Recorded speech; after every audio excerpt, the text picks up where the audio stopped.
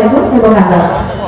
বলে সর্বঙ্গে তো ব্যথা, আর ব্যারিস্টার সুমন ভাই যে মলমটা বিক্রি করছে সেটা লাগাবো তো কোথায়?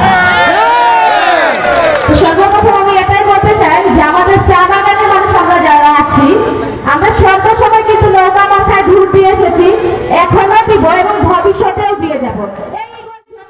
বিক্রি করুন না কেন, এই মেলাটা কিন্তু কাজ হবে না। কেননা মাঠ জমিয়ে মলম বিক্রি করা আর একজন মাঠ জমিয়ে রেখেছে সেখানে মলম বিক্রি করার মাঝে পার্থক্য আছে। সুমন ভাইকে আমরা প্রথমেই চিনে গেছি, আমাদের দুইবার আন্দোলন হয়েছিল। একবার আন্দোলন হয়েছিল ইকোনমিক জোন নিয়ে, আরেকবার হয়েছিল মজুরি বৃদ্ধির আন্দোলন নিয়ে। আপনারা জানেন যে কিছুদিন আগে হচ্ছে, বছর খানিক আগে হচ্ছে আমরা ইকোনমিক মজুরি বৃদ্ধির আন্দোলন করেছিলাম।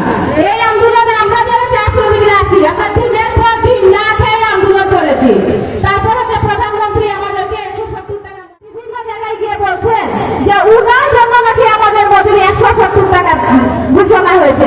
এখন বলুন আমরা হচ্ছে সুমন ভাই হচ্ছে গিয়ে নাম কেনার জন্য বলছে যে আমার জন্য 170 টাকা মজুরি ঘোষণা হয়েছে। আমাদের যখন মজুরি বৃদ্ধির আন্দোলন চলছিল তখন ব্যারিস্টার সুমন ভাই হচ্ছে কিছু বাগানে গিয়ে প্রাণ দিয়েছে।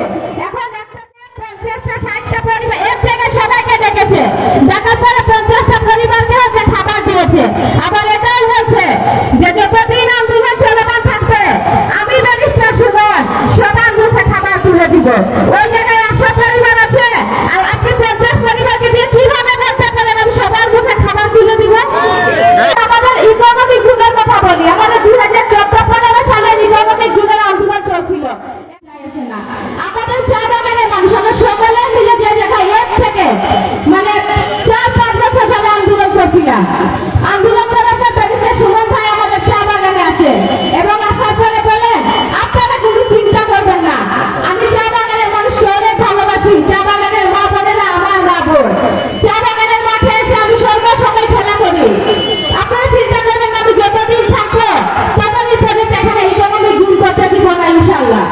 তারপর পরে হচ্ছে তবে আমি ইকোনমিক জোন করে দেখাবো ইনশাআল্লাহ।